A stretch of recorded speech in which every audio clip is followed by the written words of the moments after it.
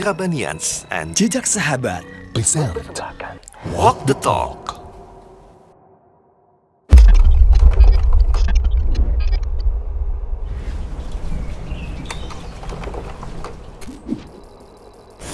Samase, it's different. Bismillah, Assalamualaikum warahmatullahi wabarakatuh. Alhamdulillah, wassalatu wassalamu ala rasulillah wa ala alihi wa sahbihi ajmain amma ba'd.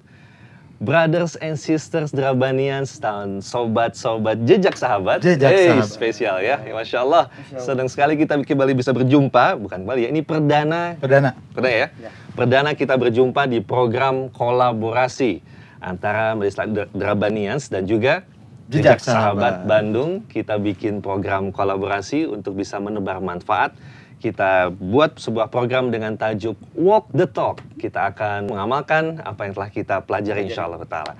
Baik, dan senang sekali kita pada perdana ini, saya bersama sahabat saya, senior saya, Ayah Doni. Sehat ya? Alhamdulillah. Alhamdulillah.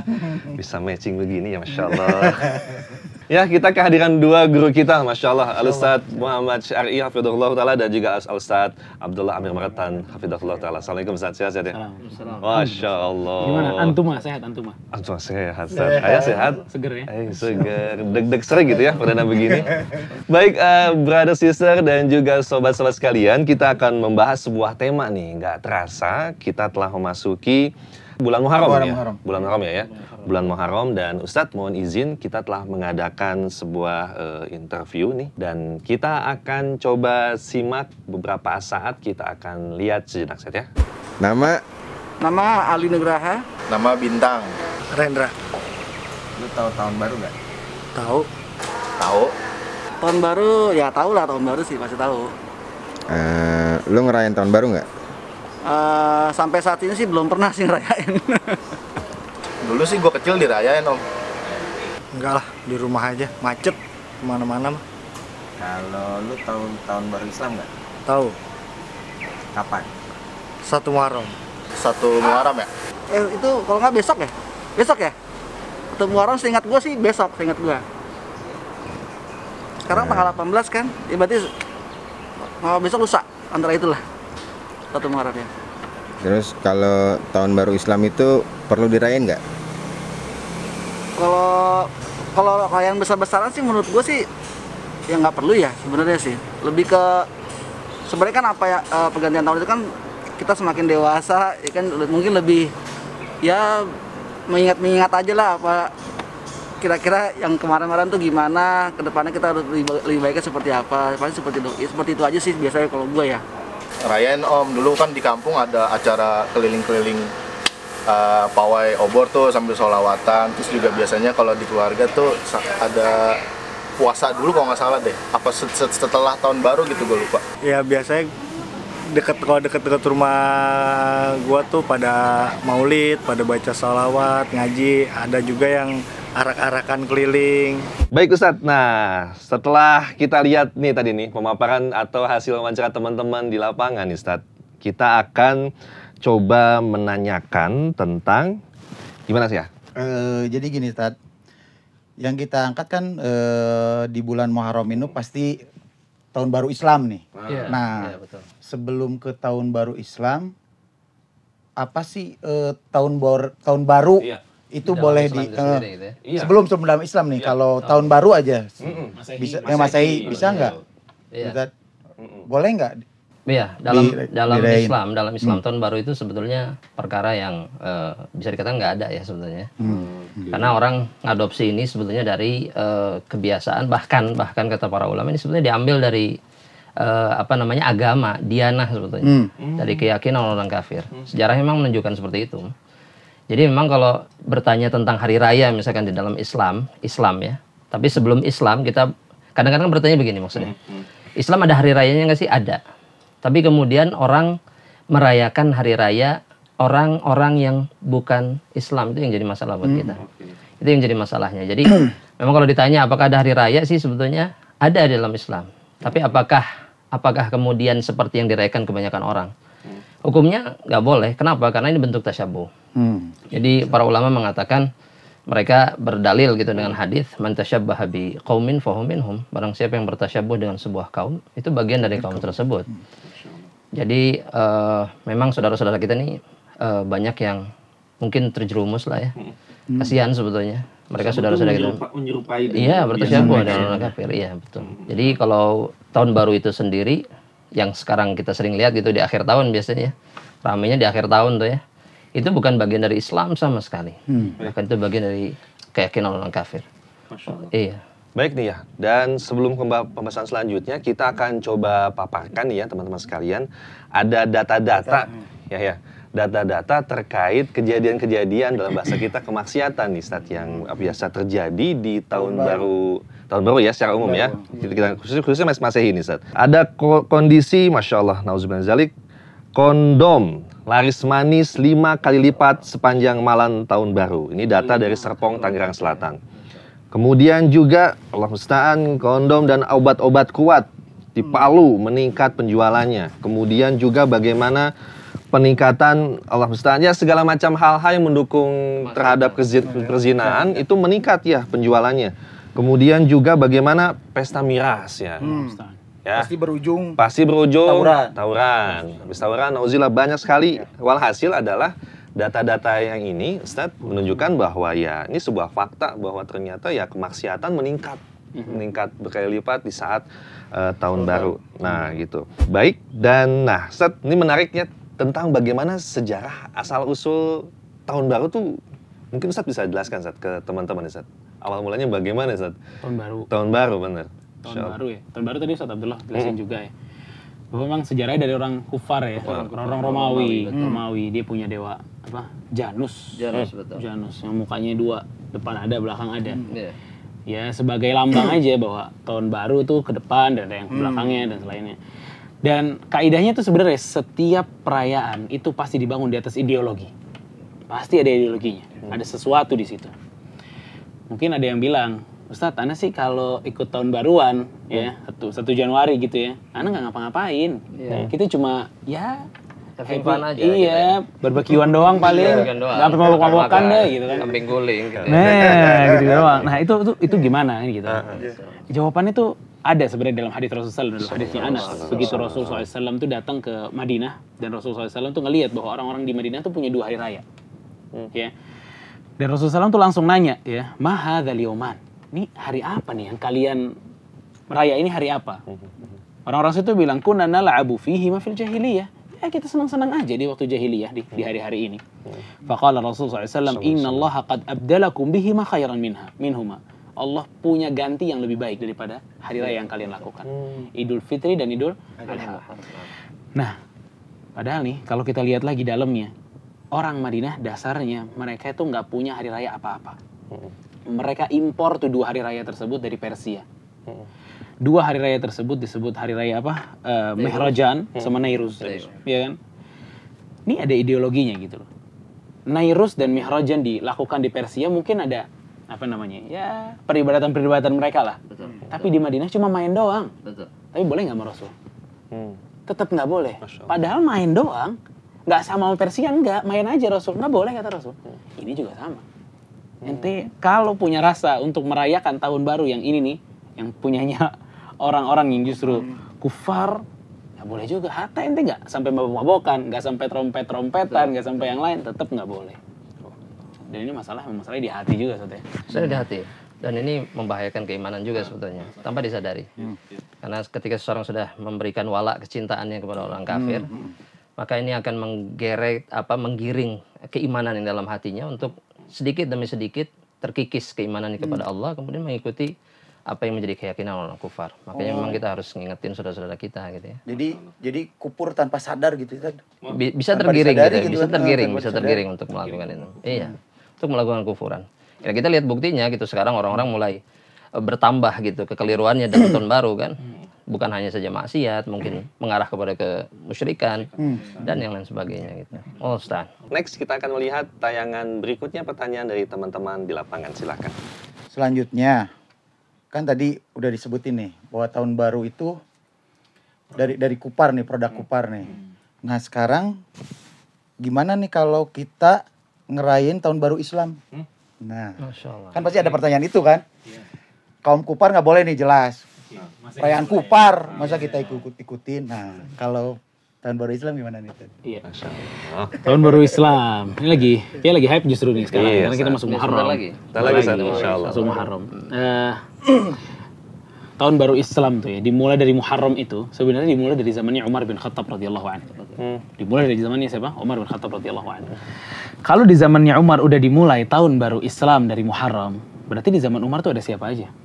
Sahabat saja. Ada Utsman, ada Ali, ada Abu Hurairah, ada macam-macam. Oke, tinggal tarik aja. Emang kita doang yang ngelewatin satu Muharram, dia pada nggak lewatin satu Muharram. Dia ngelewatin juga satu Muharram. Tapi kita lihat respon dia di satu Muharram gimana? Respon mereka para sahabat di satu Muharram itu gimana? Ternyata nggak pernah ada satupun riwayat yang menyatakan bahwa para sahabat itu kalau lagi satu Muharram ya mereka bikin acara perayaan tahun baru Islam, nggak pernah.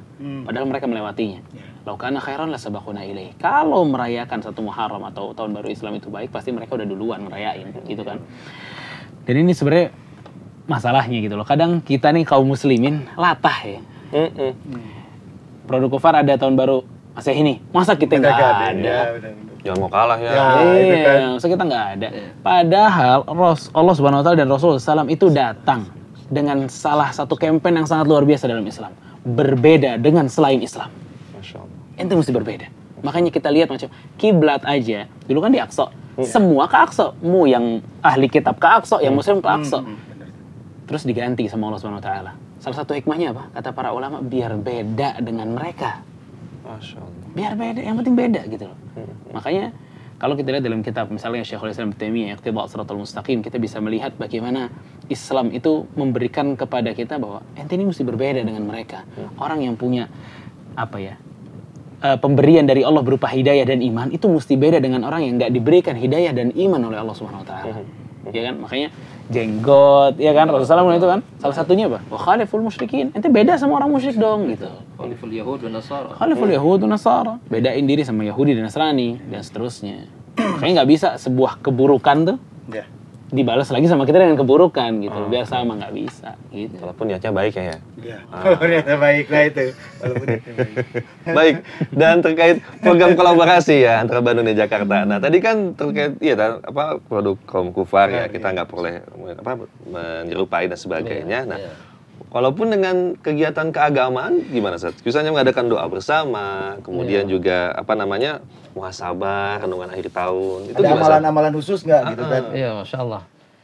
Yang perlu kita tahu dulu tentang Muharram itu, Rasulullah SAW menyebutnya Syahrullah. Itu bulannya Allah.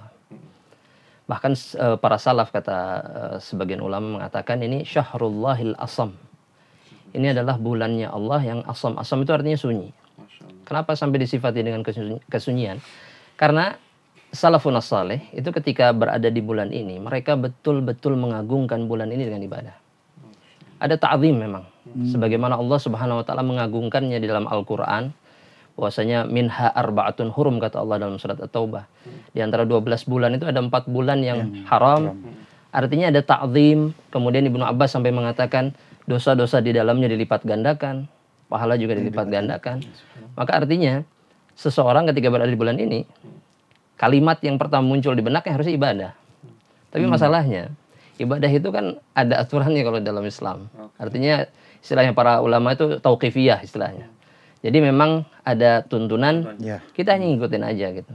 Nah, seperti pertanyaan Ayah Doni tadi ya. Apakah ada sih amalan kayak tadi doa Zikir akhir tahun dan segala macam? Pertanyaannya sederhana sebetulnya. Apakah ini kita dapatkan dari Rasulullah SAW atau enggak? Gitu. Dan jawabannya pun sederhana. Ketika dijawab, oh tidak ada Ustaz. Maka jawabannya, jika tidak datang dari Rasulullah SAW, lantas siapa yang kita sedang ikuti sekarang? Berarti selain Rasulullah SAW. Dan Rasul sudah wanti-wanti tuh.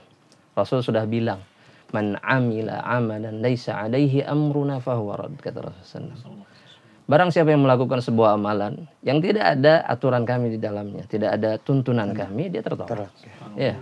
Makanya kalau ada doa akhir tahun, kadang ada yang sedekah di 10 Muharram misalkan ya kepada anak-anak yatim, kan sampai disebut lebaran anak yatim misalnya ya.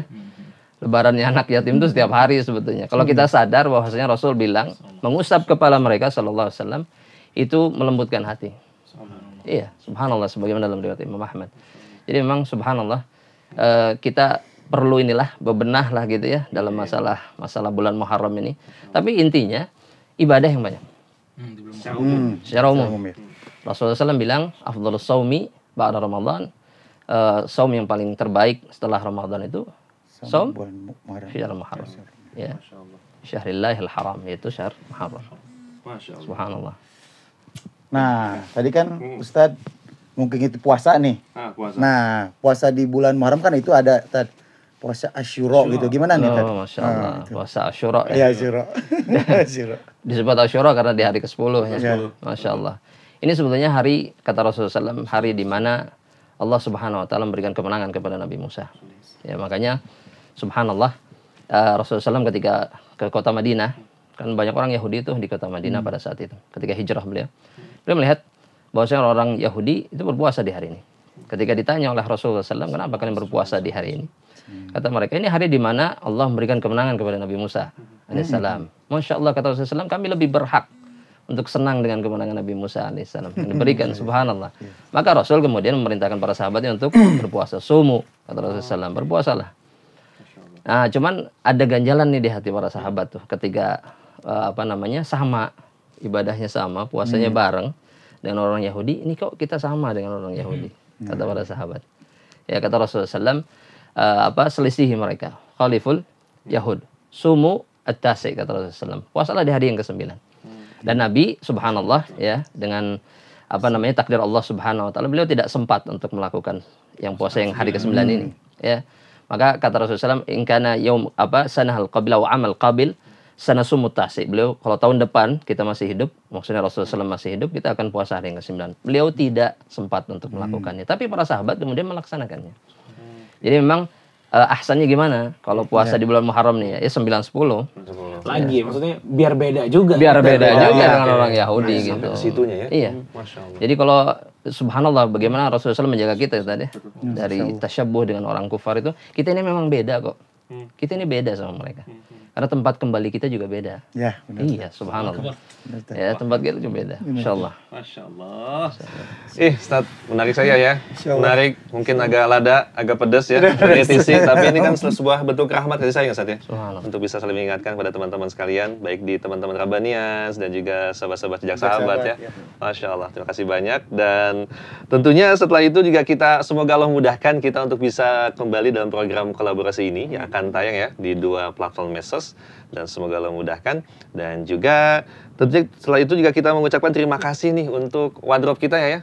Dari Samase. Masya Allah. Terima kasih banyak. Nyaman ya? Rasa kamu lebih mudaan gitu ya. Memang muda kita ya. Different. It's different. Masya Allah. Baik. Dan Samase dari tahun 2014 dengan berpusat di Bandung. Memiliki banyak macam model ya. Masya Allah. Silakan untuk info-infonya bisa dilihat di nomor berikut di Instagramnya. Oke. Di mana nih? Sebelah mana, Kak? Di sebelah mana? Guys, tukang edit. Oh, di sini. Kasih kode. Sip. Awas ya, mesti pas ya. Oke, saya. Dan silakan cek Instagramnya atau datang langsung ke Samase Sentro di Jalan Buah Batu, Bandung. Dan setelah itu kita ngucapin terima kasih banyak buat yang telah mensupport kita nih. Ya Allah, dari Warung Nasi Bu Imas. Aduh, terima kasih banyak dari Warung Nasi Bu Imas. Warungnya di Kebun Kelapa. Kebun Kelapa. Ini yang punya warung apa yang punya tempat? Masya Allah. Nuhun Kak Oki, ya Allah, jazakallah khair. Aduh, waalaikumsalam warahmatullahi wabarakatuh. Warungnya di Kebun Kelapa ini spesial banget ya. Ada jukut goreng. Kalau ke Bandung nggak pernah lepas. Ustaz gimana ya? Betul. Sop kikil. Apal ya? Jagonya karedok. Lenca. Masya Allah. Silakan main langsung aja keluarga ke Kebun Kelapa ataupun pesan antar juga bisa. Sekali lagi terima kasih banyak ya. Semoga Allah memberkahi usaha teman-teman semua. Masya Allah, barakallahu fikum. Terima kasih banyak pada panitia Jak Sahabat, kemudian Rabbanians ya. Semoga Allah mudahkan kita kembali berjumpa di program kolaborasi yang akan datang. Ya. Siap ya. Semangat ya. Insya Allah ya. Syukran Ustaz, jazakumullah khair. Semoga Ustaz sehat terus. Amin insya Allah. Teman-teman juga semua di rumah ya. Dan kita akan tutup dengan wassallallahu ala nabiyina Muhammadin wa ala alihi washabihi wassalam. Assalamualaikum warahmatullahi wabarakatuh. Ya, Masya Allah. Masya Allah. Ya Allah. Ah, enteng, Kosong ya. Oh, gepuk. Kosong. Gepuk.